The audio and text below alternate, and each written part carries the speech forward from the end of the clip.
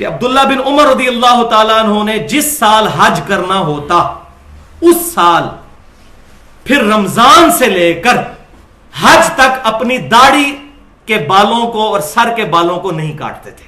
کس سال؟ جس سال حج کرنا ہوتا اس سال رمضان سے لے کر حج تک نہ سر کے بال کاٹتے تھے نہ داڑھی کے بال, پھر حج سے فارغ ہو کے کاٹتے تھے. اچھا, اس سال نہیں کاٹتے تھے, رمضان سے لے کر حج تک, یعنی عام حالت میں کاٹتے تھے. بالکل واضح چیز. تو یہ واضح ثبوت ہے کہ عبداللہ بن عمر رضی اللہ تعالیٰ عنہما صرف اس سال ہی داڑھی کے بال نہیں کاٹتے تھے جس سال حج کرنا ہوتا تھا, وہ بھی رمضان سے لے کے حج تک آگے پیچھے کاٹتے تھے.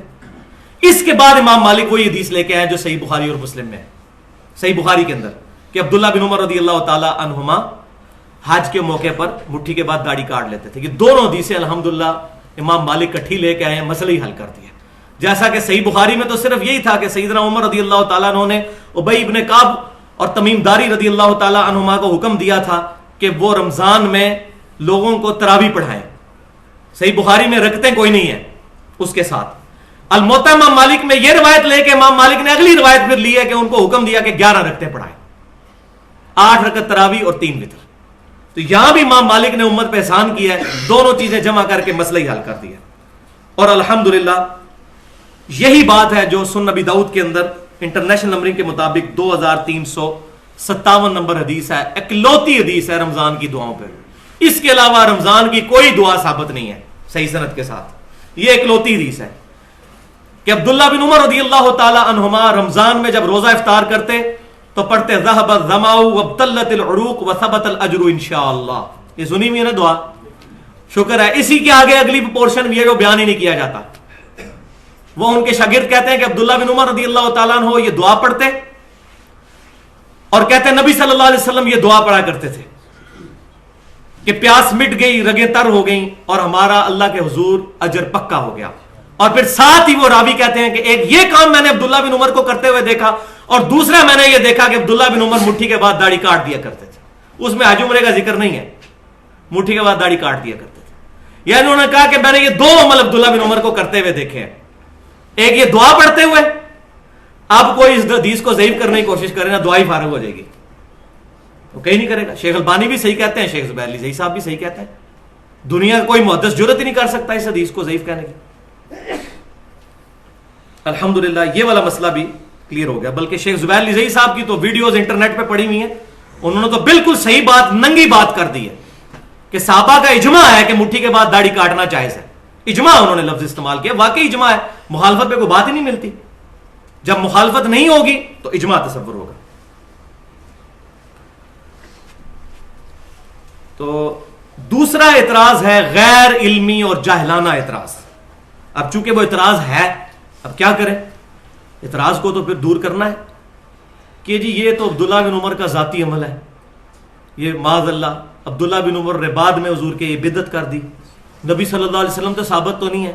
ہم نے تو دیکھنا ہے نبی صلی اللہ علیہ وسلم نے کیا کیا.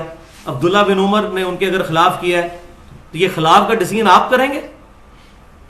پورے 1400 سال میں, یہ 14ویں صدی کے مولویوں سے پہلے کسی محدث نے کہا کہ عبداللہ بن عمر نے خلاف سنت کام کیا. چیلنج ہے میرا, پیش کریں. حدیث کے بڑے بڑے امام گزرے ہیں, وہ تو اس کو فہم سمجھتے ہیں عبداللہ بن عمر کا, کہ انہوں نے تو صحیح فہم استعمال کیا کہ عبداللہ بن عمر رضی اللہ تعالیٰ عنہ صحابی ہیں, ان کا عمل بھی ہمارے لیے حجت ہے. ہاں اگر ان کا عمل نبی صلی اللہ علیہ وسلم سے ٹکرائے گا اور باقی صحابہ بھی یہ بات کہہ دیں گے کہ یہ عمل ان کے خلاف ہے, تب ہوگا. ورنہ آ جائے پھر میدان میں, پھکی بھی لے لیں. اس کا جواب میں نے پھر دینا 2 پھکیوں کے ذریعے. پہلی پھکی یہ ہے کہ نبی صلی اللہ علیہ وسلم نے کتنے دن تراویح جماعت سے پڑھی ہے؟ 3 دن. صحیح بخاری اور مسلم میں تمام ذخیرہ حدیث میں موجود ہے. اب جو چوتھے دن پڑھے گا وہ نبی صلی اللہ علیہ وسلم کی سنت پہ تو عمل نہیں کر رہا. لہذا سعودی عرب میں, مکہ مدینہ میں بھی یہ 3 دن کے بعد تراویحیں ختم کروائی جائیں, پاکستان میں بھی ختم کروا دی جائیں, کیونکہ نبی صلی اللہ علیہ وسلم تو ثابت نہیں ہے. اور نہیں جی حضرت عمر نے, وہ ابو بکر صدیق سے بھی ثابت نہیں رضی اللہ تعالیٰ. حضرت عمر کے بھی شروع کے سالوں میں نہیں ہے, وہ صحیح بخاری اور مسلم میں موجود ہے. کچھ سال گزرنے کے بعد انہوں نے یہ کام شروع کیا. نہیں جی حضرت عمر, تو حضرت عمر کدھر آ گئے جی بیچ میں؟ آپ حضرت عمر کے جا کے آپ دامن میں پناہ لے رہے ہیں. اب کہاں گیا مسئلہ کہ نبی صلی اللہ علیہ وسلم کا عمل ہم نے دیکھنا ہے؟ تو بند کروائیں. جو چندے اکٹھے کرتے ہیں رمضان کے اندر 27 دن چندے اکٹھے کرنے ہوتے ہیں نا, تو بند کروائیں. 3 دن کے بعد تراویح تالا لگائیں مسجدوں کو, فرض نماز کے بعد بند کروائیں. انہیں جی صحابہ کا عمل ہے. اور بھائی اب آپ کو بات سمجھ آئے گی کہ صحابہ اکرام کا اگر اجماع ہو جائے اور صحابہ میں اختلاف نہ پایا جاتا ہو, وہ عمل اسی طریقے سے حجت ہے جس طرح کہ نبی صلی اللہ علیہ وسلم کا اپنا عمل ہے. کسی بھی صحیح حدیث سے یہ ثابت نہیں کہ نبی صلی اللہ علیہ وسلم نے ظہر کی 4 رکعتیں ایک سلام سے پڑھی ہوں. آپ 2 سلام سے پڑھتے تھے, 2 الگ 2 الگ. یہ صحابہ سے ثابت ہے ایک سلام سے پڑھنا, ہم اسی لیے جائز سمجھتے ہیں. کوئی نہیں کہتا کہ جی حضور سے ٹکرا رہا ہے لہذا آپ 2 کر کے پڑھیں لادہ سے, وہ بھی افضل ہے, یہ بھی جائز ہے. تو یہ مسئلہ سمجھیں, غیر مقلد نہ بنے, نہ مقلد بنے نہ غیر مقلد بنے, متبع سنت بنے. غیر مقلد تو منکرین حدیث بھی ہیں جو اپنی مرضی سے رزلٹ نکالتے ہیں. غیر مقلد تو غلام پرویز بھی تھا جو اپنی مرضی سے رزلٹ نکالتا تھا. سر سید احمد خان دین کا جنازہ نکالا ان لوگوں نے. غیر مقلد تو وہ بھی تھے. نہ مقلد نہ غیر مقلد, متبع سنت اور سلف کے منہج پر کتاب و سنت کو سمجھے. تو یہ تو ہوگی پہلی پھکی. اب دوسری پھکی ہے, یہ ہے وہ خطرناک پھکی جس کی وجہ سے الحمدللہ سارے علماء کا ہاضمہ جو ہے وہ صحیح ہو چکا ہے جب سے یہ حدیث میں نے نکالی ہے باہر. الحمدللہ بڑے بڑے علماء کی زبانیں بند ہو گئی ہیں اس کی وجہ سے. اب تو ڈرتے ہیں اس مسئلے کو ہاتھ ڈالتے ہوئے. یہ حدیث, یہ میں کوئی علماء کی توہین نہیں کر رہا, نہ میں کوئی نئی چیز پہ, اگر میں نے کوئی حدیث گاڑ لی ہے خود تو پھر بھائی علم کسی کی وراثت نہیں ہے. ذالک فضل اللہ یؤتی من یشاء, اللہ تعالیٰ جس کو عطا فرماتا ہے. یہ پھکی نمبر 2 یہ ہے کہ رسول اللہ صلی اللہ علیہ وسلم کی اپنی داڑھی کتنی تھی. عبداللہ بن عمر پہ حملہ ہوا ہے تو ہم تو دفاع کریں گے. عبداللہ بن عمر کو فتح مکہ کے موقع پہ تو مسلمان نہیں ہوئے, یہ تو سابقون الاولون ہے, ہم تو دفاع کریں گے ان کا کہ عبداللہ بن عمر رضی اللہ تعالیٰ عنہ پر غلط ایلیگیشن لگائی گئی. اب یہ مسئلہ سن لیجئے کہ عبداللہ بن عمر رضی اللہ تعالیٰ عنہما پر جو یہ ایلیگیشن لگی, عبداللہ بن عمر رضی اللہ تعالیٰ عنہما کیوں مٹھی کے بعد داڑھی کو کاٹا کرتے تھے, یہ مسئلہ اب آپ سمجھ لیں اس کی وجہ کیا ہے.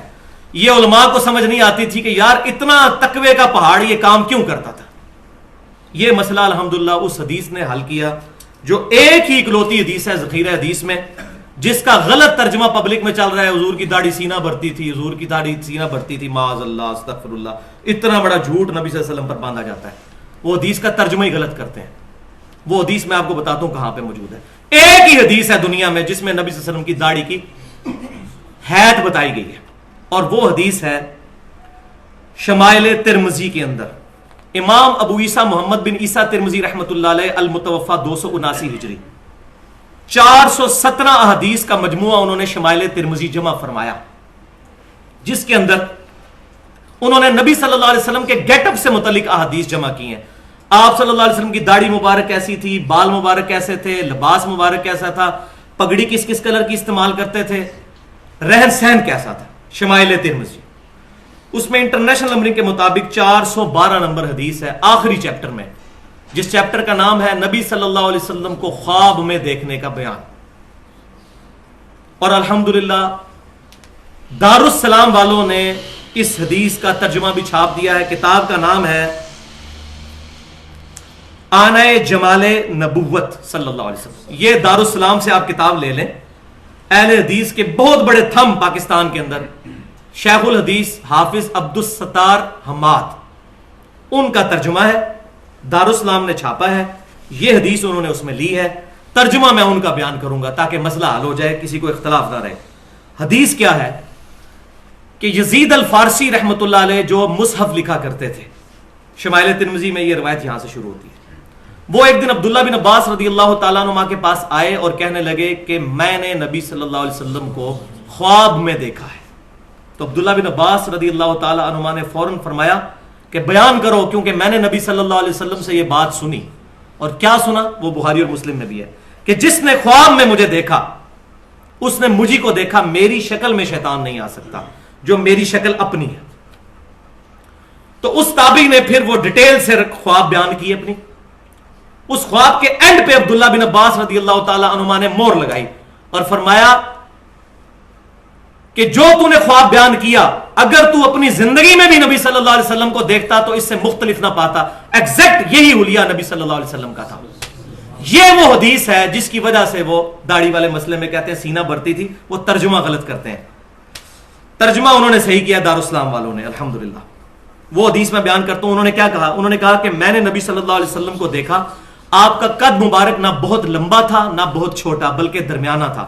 آپ صلی اللہ علیہ وسلم کا رنگ مبارک نہ بہت سفید تھا نہ بہت سیاہ تھا بلکہ گندمی مائل سفید تھا اور سرخ تھا. اور آپ صلی اللہ علیہ وآلہ وسلم کی آنکھیں مبارک سرمگی تھیں. آپ صلی اللہ علیہ وسلم کا چہرہ مبارک خوبصورت اور گول تھا. آپ صلی اللہ علیہ وآلہ وسلم کی داڑھی مبارک انتہائی گھنی اور پورے چہرے پر پھیلی ہوئی تھی اور سینے کے اس حصے تک تھی جس کو نحر کہتے ہیں. یہ نحر عربی زبان کا لفظ وہاں نحر. جائیں عربی کی ڈکشنری کھولیں، نحر کسے کہتے ہیں؟ نحر کہتے ہیں اس ہڈی کو جو یہ ہڈی یہاں سے شروع ہو کے شولڈر تک جاتی ہے، اس تک. یہ نحر آپ کرتے ہیں نا اونٹ کو بھی، تو نحر یہاں کرتے ہیں، اس کو پیٹ میں چلاتے ہیں، سینے میں، گردن میں. گردن کا وہ حصہ جو سینے سے ملا ہوتا ہے اس کو عربی زبان میں نحر کہتے ہیں. نحر یعنی نبی صلی اللہ علیہ وسلم کی داڑھی یہاں تک تھی، سینے پر تھی اس حصے تک جس کو نحر کہتے ہیں. میری بھی تقریباً ادھر تک پہنچ چکی ہے نحر. جی ہاں، یہ نرم حصہ جہاں سے ختم ہوتا ہے اور یہ ہڈی شروع ہوتی ہے، یہ نحر. نہر. اور الحمدللہ ترجمہ دارالاسلام نے بالکل صحیح کیا ہے کہ نبی صلی اللہ علیہ وسلم کی داڑھی مبارک گنجان، چہرہ مبارک کا احاطہ کیے ہوئے اور سینے کے ابتدائی حصے پر پھیلی ہوئی تھی. سینے کے ابتدائی حصے، یہاں سے سینہ شروع ہوتا ہے، ناف تک رہتا ہے سینہ. یہ ابتدائی حصہ ہے، آخری حصہ ناف ہے، یہاں تک پھیلی تھی. اللہ تعالیٰ جزائے خیر دے، بالکل صحیح ترجمہ کیا. جا کے ڈکشنری دیکھ لیں نہر. اس حدیث کو پڑھنے کے بعد یہ ہے جس کا غلط ترجمہ کیا سینہ بھرتی تھی، اور کوئی کہتا ہے ناف سے نیچے تھی. معاذ اللہ، اتنی توہین کرتے ہیں. نبی صلی اللہ علیہ وسلم کی شکل مبارک ایسی ہوگی کہ لوگ دیکھ کے گھن کھا جائیں. اٹریکٹفل پرسنالٹی تھی آپ صلی اللہ علیہ وسلم کی. یہ نہیں ہے کہ جناب وہ بالکل جا رہی ہے، پاکی پلیدی کا بھی دھیان نہیں ہے، ایسی نہیں تھی داڑھی مبارک. جھوٹ. نہر، یہ نہر تک تھی. ہاں یہ تھی کہ وہ گنجان تھی نہر تک. اب یہ دیکھیں ذرا، یہ میرا اجتہاد ہے جس پہ علماء پریشان ہے. یہاں رکھیں مٹھی اور یہ داڑھی دیکھیں بالکل نہر پہ آتی ہے. تو عبداللہ بن عمر رضی اللہ تعالیٰ عنہ مٹھی کے بعد داڑھی اس لیے کاٹتے تھے کہ وہ اپنی داڑھی کو حضور کی طرح کرنے کی کوشش کرتے تھے صلی اللہ علیہ وسلم. کیوں؟ یہ وہ شخص ہے جس نے صحیح بخاری اٹھا کے دیکھیں، حج کے سفر کے دوران وہاں سواری بٹھائی جہاں نبی صلی اللہ علیہ وسلم بٹھاتے تھے، وہاں پیشاب کیا جہاں نبی صلی اللہ علیہ وسلم پیشاب کرتے تھے، وہاں بیٹھ کے کھانا کھاتے تھے جہاں نبی صلی اللہ علیہ وسلم کھانا کھاتے تھے. ایک ایک چیز کو کاپی کرتے تھے. اسی طریقے سے وہ داڑھی کو بھی کاپی کرتے تھے کہ میری داڑھی نبی صلی اللہ علیہ وسلم کی طرح نظر آنی چاہیے، اس لیے وہ مٹھی کے بعد داڑھی کاٹ دیا کرتے تھے. الحمدللہ یہ صدیوں سے مسئلہ جو تھا یہ ریزالو ہوا ہمارے اس اجتہاد کے ساتھ، اور الحمدللہ یہ جب چیز سامنے آئی ہے اب کسی کی جرت نہیں کہ اس کا کوئی علمی جواب دے سکے. الحمدللہ. تو لیکن یہ فرقہ واریت سے بالا تر ہو کر چیزوں کو سننا چاہیے. داڑھی کو مذاق نہ بنائیں. میں نہیں کاٹتا مٹھی کے بعد، دیکھ لیں میرے بات، لیکن میں مسئلہ غلط، میں پینٹ نہیں پہنتا لیکن جائز سمجھتا ہوں اس کو. اپنا کرنا نہ کرنا اور چیز ہے، لیکن شرعی فتویٰ نہیں لگے گا. لہذا یہاں پہ یہ بات یاد رکھیں کہ دونوں موقف ایکسٹریم پہ ہیں. پینڈولم کی دو ایکسٹریم ہے. ایک شیخ البانی کا موقف ہے. شیخ البانی یہ کہتے ہیں کہ مٹھی کے بعد داڑھی کاٹنا واجب ہے، جو کاٹتا نہیں وہ حرام کا مرتکب ہے. آپ انٹرنیٹ پہ شیخ البانی کی تصویریں پڑی ہوئی ہیں، میرے سے بھی چھوٹی داڑھی تھی ان کی. جو صحیح الالبانی، حسن الالبانی، البانی سارے کر رہے ہوتے ہیں پاکستان میں، ان کی اپنی داڑھی کتنی تھی ذرا دیکھیں. اور وہ کوئی شاگرد جس کی داڑھی لمبی ہوتی تھی مٹھی کے بعد پکڑ کے وہ ضرور کٹوا دیا کرتے تھے اور کہتے تھے واجب ہے کاٹنا. یہ ایک ایکسٹریم ہے، میں نہیں اس کو صحیح سمجھتا. دوسری ایکسٹریم وہ ہے جو 14ویں اور 15ویں صدی کے پاکستانی مولویوں کی، انڈیا کے مولویوں کی ہے، جو کسی سے بھی نہیں ثابت، پہلے 1400 سال میں کسی سے نہیں ثابت کہ جی مٹھی کے بعد داڑھی کاٹنا حرام ہے. کسی نے نہیں لکھا. یہ 14ویں صدی کی پیداوار ہے. مسئلہ ہے تو نکالیں. اچھا جی وہ کہتے ہیں جی آپ نکالیں سلف سے ثابت ہو کاٹنا. تو عبداللہ بن عمر سے بڑا سلف کون ہے بھائی؟ ہمارا تو سلف موجود ہے مونڈ، اور میں نے پورے دلائل دے دی. آپ ذرا دکھائیں کوئی ایک صحابی جس نے یہ کہا ہو کہ مٹھی کے بعد داڑھی کاٹنا حرام ہے. کسی نے عبداللہ بن عمر کو ٹوکا ہو تو واف اللحا کی تفسیر عبداللہ بن عمر ہی بتائیں گے جو حدیث کے راوی ہیں رضی اللہ تعالی عنہما، اللہ کی کروڑوں رحمتیں ہوں ان پر. اب تیسرا مسئلہ اس کے اندر، دو میں نے ایکسٹریم بتا دی کہ کاٹنا حرام اور ادھر کاٹنا واجب. تیسرا درمیان کا راستہ ہے، وہ یہ ہے کہ مٹھی کے بعد اگر کوئی داڑھی کاٹ لیتا ہے تو یہ جائز ہے. وہ میں نے سارے دلائل دے دیے. یہ مسئلہ بھی اجتہادی ہے. اگر وہ عبداللہ بن عمر کی طرح کاٹتا ہے تاکہ اپنی داڑھی کو حضور صلی اللہ علیہ وسلم کی طرح کرے تو اس کے لیے وہ افضل ہوگا کہ مٹھی کے بعد داڑھی کاٹے, اس کے لیے وہ افضل. یہ جو مشہور کیا جی کوئی نہ, جو بعض لوگ جس طرح شیخ زبیر علی زئی صاحب کا موقف ہے, میں ان کے ساتھ نہیں اس مسئلے پہ ایگری کرتا. وہ کہتے ہیں کہ مٹھی کے بعد کاٹ لو تو جائز ہے, نہ کاٹو تو افضل ہے. میں یہ کہتا ہوں کہ نہ کاٹو یہ افضل ہے. یہ کہاں لکھا ہوا ہے؟ حدیث کا راوی تو عبداللہ بن عمر کاٹتے تھے. نہ کاٹو افضل کہاں لکھا ہوا ہے؟ کاٹنا افضل اگر نہیں لکھا ہوا تو نہ کاٹنا افضل بھی کہیں نہیں لکھا ہوا. او جی عبداللہ بن عمر کا اپنا اجتہاد تھا, اور خدا کے لیے اس کو اجتہاد مانیں گے تو پھر تو ٹھیک ہے. اگر آپ ان کو یہ کہیں گے کہ عبداللہ بن عمر رضی اللہ تعالیٰ کے ہم اجتہاد کو نہیں مانتے, تو پھر اگر راوی کے مسئلے کو ماننا ہے تو اس کا مطلب ہے کہ داڑھی بڑھانے کا مطلب یہ ہے کہ مٹھی داڑھی ہونی چاہیے. تو ہم اس طرف بھی نہیں جاتے, ہم درمیان میں رہتے ہیں. ہم کہتے ہیں کہ یہ دو اجتہادی مسئلے تیسرے پوائنٹ پہ بنیں گے جو درمیان والا ہے. ایک یہ ہے کہ اگر کوئی عبداللہ بن عمر کی طرح کاٹتا ہے کہ میری داڑھی نبی صلی اللہ علیہ وسلم سے بڑی نہیں ہونی چاہیے, اس کو اس نے نیت پہ ثواب ملے گا. دوسرا وہ موقف ہے کہ کوئی کہتا ہے کہ جی نبی صلی اللہ علیہ وسلم چونکہ نہیں کاٹتے تھے, میں نہیں کاٹتا, اور اس کی داڑھی مٹھی سے بھی بڑی ہو جاتی ہے, ادھر تک بھی پہنچ جاتی ہے, اس کو بھی ثواب ملے گا. اس کے لیے وہ افضل ہے. کاٹنے والے کے لیے بھی افضل ہے. یہ نیت پہ ڈیپینڈ کرتا ہے. دلیل دونوں کے پاس کوئی نہیں ہے. دلیل اگر کسی کی مضبوط ہے وہ کاٹنے والے کی ہے, اگر آپ عبداللہ بن عمر والے مسئلے میں جائیں تو.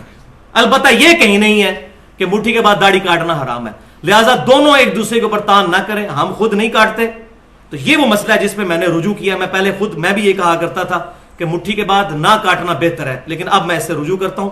میرا موقف یہ تمام دلائل کے بعد یہ ہے کہ مٹھی کے بعد نہ کاٹنا بہتر اس کے لیے ہے جو یہ سمجھتا ہے کہ نبی صلی اللہ علیہ وسلم نے نہیں کاٹی, اور مٹھی کے بعد کاٹنا بہتر اس کے لیے ہے اور افضل ہے اس کے لیے جو اپنی داڑھی کو نبی صلی اللہ علیہ وسلم کی طرح کرنے کی کوشش کرتا ہے, اور جس میں ہمارے سلف ہیں عبداللہ بن عمر رضی اللہ تعالی عنہما.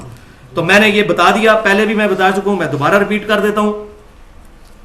اس میں کڑوی گولی اسی کانٹیکسٹ میں وہ یہ ہے کہ جو لوگ مٹھی کے بعد داڑھی نہیں کاٹتے, شیطان نے ان کو ایسے اپنے ہتھے چڑھایا ہے کہ وہ مستحب سے کرنے کے چکر میں حرام کے مرتکب ہو جاتے ہیں. اور وہ حرام کیا ہے وہ سن لیں آپ. سنن نبی داؤد کے اندر انٹرنیشنل نمبر کے مطابق 36 نمبر حدیث ہے, اور سنن نسائی کے اندر 5067 نمبر حدیث ہے صحیح سند کے ساتھ, کہ نبی صلی اللہ علیہ وسلم نے ایک صحابی سیدنا رویف رضی اللہ تعالیٰ عنہ, رویف بن ثابت رضی اللہ تعالیٰ عنہ سے فرمایا کہ تیری لمبی عمر ہوگی, جب تجھے کوئی میرا امتی ملے تو میری طرف سے اس کو یہ پیغام پہنچا دینا کہ محمد صلی اللہ علیہ وسلم اس سے بری ہے جو اپنی داڑھی کو گرا لگاتا ہے. دیکھ کتنے سخت وعید ہے.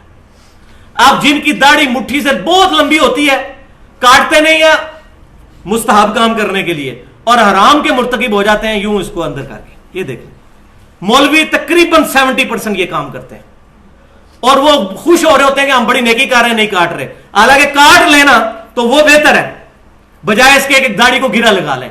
اب آپ جن کی داڑھی کو گرا لگے نا اور وہ داڑھی والے مسئلے بولے ان کو آپ تو حرام کام کر رہے ہو, آپ پہ تو واضح نص موجود ہے. تو یہ شیطان نے ایسا ان کو چھوٹی نیکی کرانے کے چکر میں حرام کا مرتکب کر دیا. تو داڑھی کو گرا لگانا یہ حرام ہے. تو اگر آپ یہ داڑھی کو گرا کیوں لگا رہے ہیں, وہ خود بھی چاہتے ہیں کہ داڑھی خوبصورت نظر آئے, ٹھیک ہے, یہی تو ہم کہتے ہیں بھائی. اب یہ نہیں ہے کسی کی یہ پوچھل لمکی ہوئی ہے ادھر اور وہ اس طرح ہی چھوڑ دیتا ہے, برابر کر لیں یار, مٹھی سے زیادہ رکھ لیں لیکن داڑھی برابر تو رکھیں. ایسی داڑھی نہ ہو کہ دیکھ کے لوگ گھن کھا جائیں گے یہ پتہ نہیں کون بندہ آ گیا. لیکن اس میں یہ بھی بات یاد رکھیے, جو لوگ باوجود اس کے یہ کام نہیں کرتے ان کے بارے میں بھی نفرت دل میں نہ رکھیں. دیکھیں آج کے دور میں اتنی لمبی داڑھی رکھنا بہت ہمت کا کام ہے, اور یہ کہنا یہ خارجیوں والی شکل بنائی ہوئی ہے, یہ بھی بہت ظلم ہے. دیکھیں یہ جو کچھ انہوں نے کیا ان کے پیچھے بھی محبت کار فرما ہے. ان بیچاروں کو پتہ نہیں, علمی کمزوری ہے, وہ چیز ان کو بتا دیں احسن طریقے کے ساتھ, لیکن بدگمانی نہ کریں. اب آپ سن لیجئے کہ مصنف ابن ابی شیبہ میں 38,000 صحابہ کے اقوال اور احادیث کا مجموعہ, دنیا کا سب سے بڑا. اس میں کن کن صحابہ کے بارے میں ہے کہ مٹھی کے بعد داڑھی کاٹتے تھے.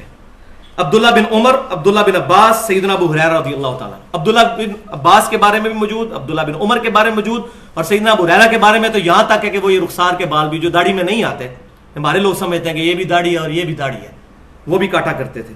اور تابعین میں سے ابراہیم نخعی اور قاسم بن محمد بن ابی بکر, بخاری مسلم کے راوی, حضرت ابو بکر صدیق رضی اللہ تعالیٰ عنہ کے پڑپوتے، یہ سارا کام وہ